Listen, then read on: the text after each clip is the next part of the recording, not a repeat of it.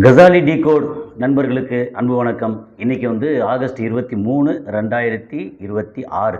சரி, இப்போ வந்து முக்கியமாக வளைகுடா சம்மந்தப்பட்டு தான் ரொம்ப பேச போகிறோம். அதுலேயும் வந்து அப்படியே இந்த இந்த போர் வந்து எங்கே ஆரம்பித்து எங்கே டேன் ஆகி இப்போ எந்த பக்கம் போய்கிட்டு இருக்கு அப்படிங்கிறது வந்து ஒரு மாதிரி அந்த அந்த ஏரியாவே வந்து ஒரே கலைபரமாக தான் இருக்குது. அது சம்மந்தமாக வந்து பேச போகிறோம். நான் கசாலி டிகோட்ஸ்.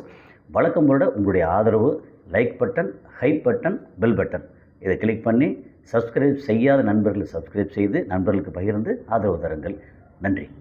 சரி, இப்போ வந்து ரொம்ப இந்த போர் வந்து அமெரிக்கா பெற்றது என்ன, இழந்தது என்ன அப்படின்னு சொல்லி அதை பார்த்தோம்னா ஒரு விஷயமாக சொல்லுவோம்.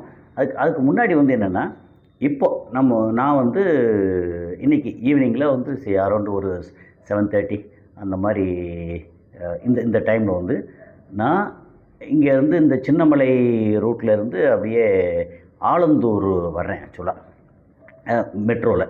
ஓகே, அவர் இந்த இந்த எம்ஆர்விஆர்னு சொல்லி ஒரு இயக்கம் ஆரம்பிச்சிருக்கோமா, அதாவது மூமெண்ட் ஃபார் ரெட்ரீவிங் ஓட்டர்ஸ் ரைட்ஸ் அப்படின்னு சொல்லி நம்ம இந்திய மக்களுடைய குடியுரிமை இந்திய மக்களின் வாக்குரிமை மீட்பு இயக்கம். அந்த இயக்கம் சார்பாக வந்து அவர் ஐயா திரு எடப்பாடி பழனிசாமி அவர்கள் வந்து பர்சனலாக ஒரு 6 பேர் போய் பார்த்து பேசிட்டு வந்தோம். அப்படி வரும்போது நான் வந்து இடையில மெட்ரோவில் வந்து கிளம்பி வரேன். ஏன்னா இப்போ வந்து எப்போவுமே எனக்கு வந்து சென்னையில் ட்ராவல் பண்ணுறதுக்கு பிடிச்ச இடம் வந்து மெட்ரோ. சரி, ஏன் இவ்வளோ டீட்டெயிலாக சொல்கிறேன்னா, மெட்ரோவில் வரும்போது ஒரு நண்பர் வந்து பார்த்து சிரித்தார். அப்போது பக்கத்தில் வந்து அடுத்து வந்து இறங்கி பேசும்போது அவர் என்ன சொன்னார், அவர் வந்து 8 வருஷத்துக்கு முன்னாடி அமெரிக்கா போனால், அமெரிக்காவில் இப்போ இங்கே வந்திருக்காரு, லீவில் வந்திருக்கிறார். வந்து நம்மளுடைய கசாலி டிகோட் ப்ளஸ் வந்து மற்ற சேனலில் நான் பேசக்கூடிய நிறைய தகவல்களை அது வந்து கேட்டுட்டு அப்பப்போ கிராஸ் செக் வேறு பண்ணுறாராம். அவர் சொல்லிட்டு சொன்னார், இப்போ எப்போ வந்து இந்த போர் முடியும் அப்படின்னு கேட்டார். நான் சொல்கிறேன், நீங்கள் வந்து அமெரிக்காவில் இருக்கீங்களா, உங்களுக்கு தெரியாதா அப்படின்னா, இல்லை எங்களுக்கு தெரியறதுக்கு வாய்ப்பே இல்லை. எப்படி நீங்கள் வந்து அரபின் கண்ட்ரிஸ், அரபு நாட்டில் இருக்கிறவங்களுக்கு நிறைய விஷயங்கள் அங்கே லோக்கல் நடக்கிறது தெரியலையோ, அது மாதிரி அமெரிக்கா வந்து வாஸ்ட்டு பறந்த இடம். அங்கே வந்து எங்களுக்கு நடக்கிறது தெரியலை. ஆனால் நாங்களும் அப்பப்போ படிச்சுக்கிறது தான், பட் உங்களுடைய செய்தியெல்லாம் பார்க்குறோம். சரி, அப்போ நான் சொன்னேன் வந்து இந்த மாதிரி எனக்கு தெரியலை. எப்படி பார்த்தாலும் இது வந்து ஒரு அமெரிக்கா ஒருவேளை வெற்றி அடைஞ்சிருந்துச்சுன்னா ஈரானை போட்டு ஒரே அமுக்கி போர் நிறுத்தம் ஆகிருந்திருக்கும். அப்புறம் ஈரானுக்கு உள்ளே மட்டும்தான் ஒரு சின்ன சின்ன குழுக்களாக வந்து சண்டை போட்டுருந்துருப்பாங்க. இப்போ அமெரிக்கா வந்து கிட்டத்தட்ட தோல்வி முகத்தில் இருக்குது. அப்போது அமெரிக்கா தோல்வி முகம்னா ஒத்துக்கிட்டு சரி ஓகே நாங்கள் வந்து தோத்துட்டோம் அப்படின்னு ஒத்துக்கிட்டு திரும்பி போக மாட்டாங்க அப்படிங்கிற மாதிரி ஒரு சூழல் இருக்குது. அதனால் இப்போ உடனடியாக வந்து அங்கே போர் வந்து நிற்குமோ அப்படின்னு எனக்கு டவுட்டாக இருக்குது. ஏன்னா அமெரிக்கா வந்து திரும்பி போகிறாங்கன்னா ஒன்று இன்னும் பெருசாக அடி வாங்கிட்டு போகணும், அல்லது இன்னும் வந்து பெருசாக ஈரானையும் மற்ற அங்கே இடங்கள் நமக்கு தேவையில்லை. அப்படின்னா உதாரணத்துக்கு சவுதி அரேபியா வச்சுக்கோமே. சவுதி அரேபியாவில் இனிமேல் நமக்கு வந்து லாபம் இல்லை. அவங்க வந்து டுவர்ட்ஸ் சைனா, ரஷ்யா அப்படின்னு அந்த பக்கம் போய்கிட்டு இருக்காங்க. அப்படின்ற மாதிரி ஒரு சூழல் வந்துச்சுன்னா சவுதி நமக்கு எதுக்கு அப்படின்ற மாதிரி கூட அமெரிக்கா நினைக்கலாம். அப்போது பெரிய அளவுக்கு தாக்குதல் நடத்தி அப்படி நடத்தும் போது இவங்களும் மற்றவங்களும் சும்மா விட மாட்டாங்க. அப்புறம் சைனா வேறு இப்போ முன்ன விட கொஞ்சம் அக்ரெசிவாக அமெரிக்காவை எதிர்க்கிறதுக்கு துணிஞ்சு வந்திருக்காங்க.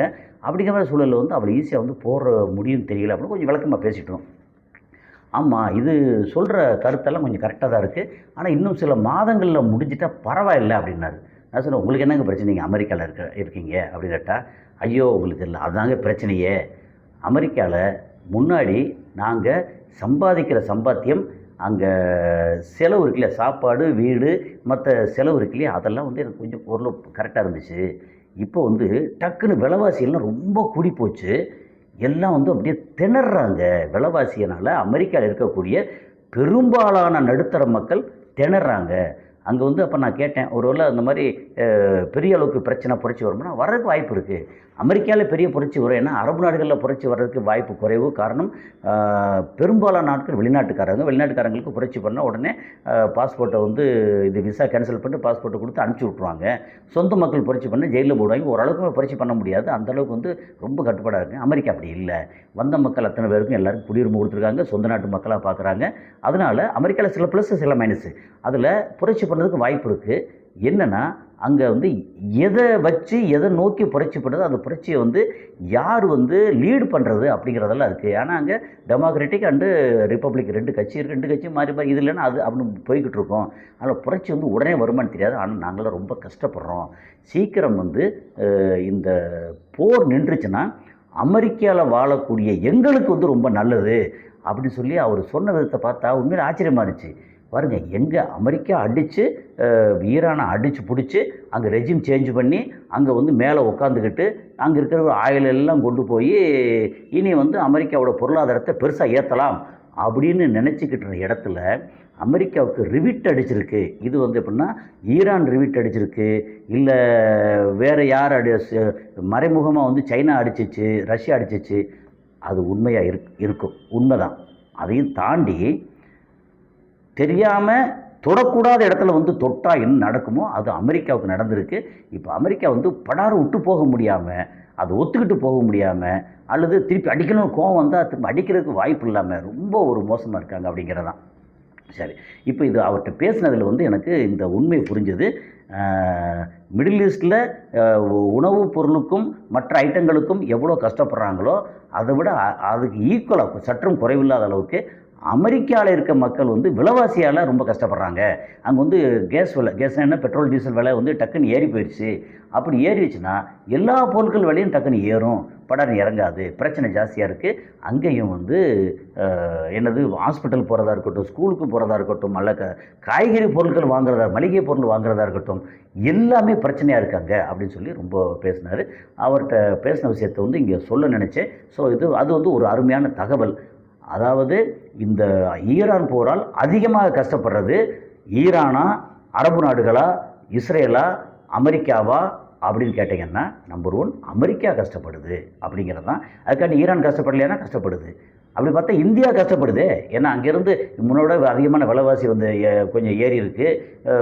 ஒரு மாதிரி இந்தியா வந்து புத்திசாலித்தனமாக சமாளிச்சுக்கிட்டு இருக்குது அப்படின்னு சொல்லலாம். சரி, இப்போ இன்னும் ஒரு செய்தி பார்த்திங்கன்னா, இஸ்ரேல் வந்து ஒரு நேட்டோ நாடை வந்து அடிச்சிருக்கு.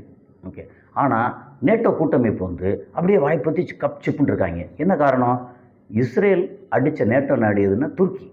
ஓகே, ஏற்கனவே பேசியிருக்கோம். துருக்கி எர்டோகனும் நெதன்யாவும் சேர்ந்து கூட்டுக்கள் வலைத்தனம் பண்ணுறாங்க. 2 பேரும் அடிக்கிற மாதிரி அடித்து அக்டோபர் 27க்கு உள்ள இஸ்ரேலில் எலெக்ஷன் நடக்கணும், அதை தவிர்க்கிறதுக்காக பண்ணுறாங்க அப்படின்னா.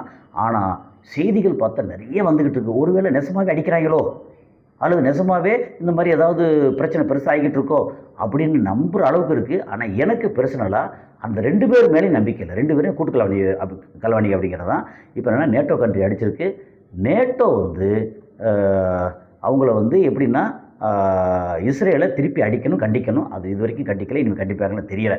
சரி, இப்போது அமெரிக்கா வந்து நேட்டோவில் இருந்து வெளியேறுது. அமெரிக்கா ஏன்டா வெளியேறுது அப்படின்னு சொல்லி கேட்டோம்னா, நாங்கள் வந்து இங்கே சண்டை போட்டுருக்கும்போது எங்களுக்கு நீங்கள் ஆதரவு கொடுக்கல, அதனால் நேட்டை விட்டு நாங்கள் வெளியே போகிறோம் அப்படின்னு சொல்லி இப்போ தகவல் கொடுத்துருக்காங்க. அதுக்கப்புறம் வந்து ரொம்ப ஒரு முக்கியமான விஷயம் என்னென்னா, மெக்கா அக்ரிமெண்ட்டுன்னு கேள்விப்பட்டிருப்போம். ஆகஸ்ட் 7ஆம் தேதி, இந்த ஆகஸ்ட் 7ஆம் தேதி மெக்காவில் அங்கே சவுதி அரேபியாவில் வச்சு சவுதி, துருக்கி அண்டு பாகிஸ்தான் 3 பேரும் சேர்ந்து வந்து அக்ரிமெண்ட் போட்டாங்களா. ஒருத்தர் அடித்தா இன்னொருத்தர் வந்து இன்னும் 2 பேரும் வந்து காப்பாற்றணும். துருக்கி மேலே அடிபட்டால் பாகிஸ்தானும் சவுதியும் வரணும். சவுதி மேலே அடிபட்டால் துருக்கியும் பாகிஸ்தான் வரணும். பாகிஸ்தான் மேலே அடிபட்டால் சவுதியும் துருக்கியும் வரணும். அப்படி மாதிரி ஒரு ட்ரைலேட்ரல் அப்படின்னு சொல்லி ஒரு மும்முனை அது போட்டு அக்ரிமெண்ட் போட்டாங்க. அந்த அக்ரிமெண்ட்டில் சேர சொல்லி யாருக்கு இன்விடேஷன் வந்திருக்கு? ஈரானுக்கு. ஈரான் வந்து யோசிச்சுட்ருக்காங்க. ஏன்னா இந்த மெகா அக்ரிமெண்ட்டில் மிலிட்ரி சம்மந்தமாக இவங்களும் சேர்ந்தாங்கன்னா யாருக்கு எதிராக சேர்றது? ஏன்னா சவுதி அரேபியா வந்து அமெரிக்கா சார்பானது. ஓகே, ஈரான் வந்து அமெரிக்காவுக்கு எதிரானது. அப்புறம் ஈரான் வந்து ரஷ்யா, சைனாவுக்கு சார்பானது. ஓகே, சவுதி அரேபியா வந்து இவங்களுக்கு எதிராக இல்லாட்டால் கூட பெரிய சார்பாக இல்லை. அமெரிக்கா, இஸ்ரேல் அமெரிக்காவுக்கு சார்பானது. இந்த மாதிரி நேரத்தில் இந்த மெக்கா அக்ரிமெண்ட்டில் ஈரான் வந்து கலந்துக்கிட்டா இப்போ ஈரான் வந்து அமெரிக்கா அடிக்குது அப்படின்னா துருக்கி, பாகிஸ்தான், சவுதி அரேபியா சேர்ந்து இவங்களை வந்து அமெரிக்காவை அடிப்பாங்களா, இல்லை ஒருவேளை இஸ்ரேல் அடிக்குதுன்னா இஸ்ரேலை திரும்பி அடிக்க போகிறாங்களா அப்படின்னு ஒரு கேள்வி இருக்குது. என்னென்னா இப்போ வந்து ஹவுதீஸ் சவுதி அடித்தாங்க, அப்போ ஹவுதீஸ் மேலே பாகிஸ்தானோ துருக்கியோ எந்த நடவடிக்கை எடுக்கலை. ஓகே, துருக்கி மேலே துருக்கியோட இது வந்து பகுதியை வந்து பகுதி என்ன அவங்களுடைய இது வந்து துருக்கியோட எம்பசி அது வந்து சிரியாவில் வந்து அடித்தாங்க. ஓகே, அப்போ அடிக்கும்போது அதை தடுக்கிறதுக்கு பாகிஸ்தானோ சவுதியோ முன் வரலை. அப்போ இந்த அக்ரிமெண்ட் எதுக்கு? இப்போ வந்து ஈரானையும் கேட்குறாங்க. அது வந்து ஈரானை வந்து மெக்கா அக்ரிமெண்ட்டில் வந்து உள்ளே சேர்றதுக்கு கூப்பிட்றாங்கிறதே ஒரு புதிய செய்தியாக இருக்குது. அமெரிக்காவுக்கு வந்து அமெரிக்காவுக்கும் இஸ்ரேலுக்கு ஒரு சின்ன ஷாக் இருக்கும். ஏன்னா இதனால ஆபிரகாம் அக்கார்டு வந்து பெருசாக வராது. அப்போ இதில் வந்து எல்லாம் ஒன்று சேர்ந்து இந்த 3-4 பேர் 5 பேர் 4 பேர் அப்புறம் 5-6 சேர்ந்தாங்கன்னா ஒருவேளை தனியாக வந்து பாலஸ்தீன தனிநாடுக்கு வந்து கோரிக்கை ரொம்ப ஸ்ட்ராங்காக எழுமோ அப்படின்னு நினைக்க தோணுது. அது போக துருக்கி வந்து ஒரு முக்கியமான இதை இஷ்யூ பண்ணியிருக்காங்க. Warrant, arrest warrant, international arrest warrant. யாருக்கு எதிராக சொல்ல வேண்டியதில்லை, நெதன்யாவுக்கு எதிராக அரெஸ்ட் வாரண்ட். என்ன காரணம்? இந்த மாதிரி இந்த ஃப்ளோட்டில்லா ஷிப்புன்னு சொல்லி ஒரு 500க்கு பக்கம் ஷிப்பு உணவுப் பொருளும் மற்ற எல்லாத்தையும் மருந்து பொருளாம் கொண்டு வந்து இங்கே காசாவுக்கு கொண்டு வந்ததை உள்ளே வரவே விடாமல் தடுத்தாங்க இல்லையா? அந்த மனிதாபிமானத்தை தடுத்ததுனால அவர் வந்து கிரிமினல் குற்றம் போட்டு அவர் மேலே வந்து அவருக்கு இன்டர்நேஷ்னல் அரெஸ்ட் வாரண்ட் வந்து இஷ்யூ பண்ணியிருக்காங்க துருக்கி அப்படிங்கிறது. அப்புறம் நம்ம வந்து வழக்கம் போல் யுஏஇ ஒரு செய்தியை சொல்லி இதோட முடிச்சிருவோம். என்னென்னா யுஏஇ வந்து அதாவது துபாய், அபுதாபி இதில் வந்து ஆயில் டேங்க் இருக்கு இல்லையா? ஏற்கனவே வந்து என்ன சொன்னோம், இந்த மார்ச் ஏப்ரல் காலங்களில் எங்கெல்லாம் அமெரிக்காவோட ஃபைட்டர் ஜெட்டு இறங்கி நின்று அது ஃபியூயலில் வந்து ஃபில் பண்ணிவிட்டு அது இப்போ அதுக்கான தேவைப்படுற வந்து எரிபொருளை ஃபில் பண்ணிவிட்டு போச்சோ, அப்போ வந்து துபாயோட ஏர்போர்ட் இருக்கு இல்லையா, அதில் இருக்கக்கூடிய 3 டேங்கில் ஒரு டேங்கை கரெக்டாக குறி வச்சு அடித்தாங்க. ஓகே, அதே மாதிரி அபுதாபியில் வந்து குறி வச்சு அடித்தாங்க. இந்த மாதிரி இதில் வந்து இப்போ என்ன பண்ணுறாங்கன்னா அந்த ஆயில் டேங்க் எவ்வளோ பெருசாக இருந்தாலும் அதை விட பெருசாக ரொம்ப ஸ்ட்ராங்கான ஒரு கம்பி இதெல்லாம் வச்சு அது வந்து கேஜ் அப்படி சொல்ல முடியா, அந்த என்னது கம்பி வலை அதை வந்து பயங்கரமாக எல்லா ஆயில் டேங்க் மேலேயும் பயங்கரமாக ஃபிக்ஸ் பண்ணுறாங்க. அது எதுக்குன்னா ட்ரோனெல்லாம் வந்தால் அது கீழே இறங்கி அட்டாக் பண்ணவே முடியாதுன்ற அளவுக்கு பண்ணுறாங்க. ஒருவேளை அந்த இந்த அளவுக்கு நீங்கள் கம்பி வலையை போட்டு பயங்கரமாக பண்ணுறாங்க இல்லையா, அது வந்து ட்ரோனும் அட்டாக் பண்ண முடியாது. ரொம்ப ஹெவியாக வரக்கூடிய மிசைல் வந்துச்சுன்னா அந்த கம்பி வலை தாங்குமா அது தெரியலை. அது வந்து ஈரான்னு சொல்லணும். ஈரான் வந்து அது அப்படி அந்தளவுக்குலாம் அடிப்பாங்களா அப்படின்னு தெரியல. அது எதுக்கு திடீர்னு என்ன ஐடியா கொடுத்தாங்கன்னு தெரியாது. இது இந்த மாதிரி பண்ணியிருக்காங்க. ஆயில் ஸ்டோரேஜ் டேங்க் மேலே வந்து பெரிய கேஜ் போடுறாங்க. ஒரு பாதுகாப்பு வளையம் அது வந்து போடுறாங்க. ஏன்னா மற்ற இடம்லாம் பிரச்சனை இல்லை. அட்லீஸ்ட் வந்து ஆயில் டேங்க்கு ஸ்டோரேஜ் டேங்க்லாம் போட்டாங்கன்னா ஒரு 20-30 ஸ்டோரேஜ் டேங்க் வச்சுன்னா 30லையும் போடுவாங்க. அது பெரிய செலவு உள்ளவங்களுக்கு. ஒரு 50 ஸ்டோரேஜ் டேங்க்னா 50 மேலேயும் போட போகிறாங்க. அதில் ட்ரோன் வந்தால் தாக்குதல் நடத்த முடியாது அப்படிங்கிறது ஒரு ஆறுதலான செய்தி. மிசைல் வந்து மேலே இன்டர்செப்ட் பண்ணிடுவாங்க. அதையும் மீறி வந்து கீழே விழுந்துச்சு அப்படின்னா அந்த வலை வந்து தாங்குமா, தடுத்து நிறுத்துமா என்னங்கிறது தெரியல. ஏன்னா நான் கேள்விப்பட்ட வரைக்கும் அங்கே இருக்கிற ஆளும் வந்து சொன்னாங்க, கேள்விப்பட்ட வரைக்கும் அந்த கம்பி வந்து பயங்கர திக்காக ரொம்ப ஸ்ட்ராங்காக இருக்கிறத கேள்விப்பட்டேன். ஓகே, இன்றைக்கி வந்து இதுதான் இப்போ ஓவராலாக பார்த்தீங்கன்னா இந்த சண்டை அடுத்து முஸ்தீபுகள் எப்படின்னா அமெரிக்கா கூட்டு சேர்ந்து ஈரான் அடித்தாங்க. ஈரான் வந்து தனிப்பட்ட முறையில் எல்லா நாடுகளையும் ஜிசிசி நாடு, இஸ்ரேல், அதுக்கப்புறம் வந்து ஈராக்கில் இருக்கக்கூடிய அமெரிக்க நிலைகள், அதுக்கப்புறம் வந்து ஜோர்டன் இதில் அடித்தாங்க. அப்புறம் ஹவுத்தீஸு சவுதி எதிராக அடித்தாங்க. இப்போ என்னடான்னா இஸ்ரேல் அண்டு துருக்கி அங்கே வந்து சண்டை வந்து மாறி சண்டை நடக்கிற முஸ்தீபுகள் வந்து நடக்குது அப்படிங்கிறது தான். ஓகே, ஸோ என்ன அடுத்தடுத்து நடக்க போகுது, அவங்க பண்ணுறது நாடகமாக இல்லை நெசமாகவே அடிக்கிறாங்களா அப்படின்னு தெரியல. ஸோ அடுத்த காணொளி சந்திப்போம். நன்றி.